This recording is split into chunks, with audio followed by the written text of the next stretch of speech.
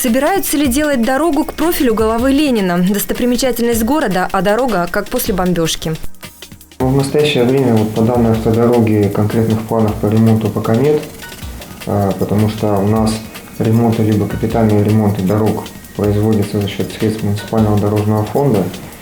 Пока окончательное количество средств на следующий год по муниципальному дорожному фонду у нас не определено. То есть пока мы не знаем общее количество средств, нам сложно пока прогнозировать, какие дороги мы будем капитально ремонтировать, какие не будем. То есть пока в настоящее время конкретных планов нет по данной дороге. Но даже в том случае, если она у нас не попадет в план ремонта, либо капитального ремонта, у нас с нового года будет новый муниципальный контракт по содержанию объектов внешнего благоустройства, куда входят дороги в том числе.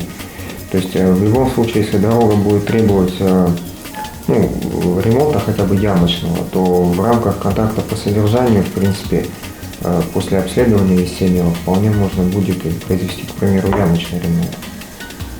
А по капитальному ремонту пока планов нет на данной дороге.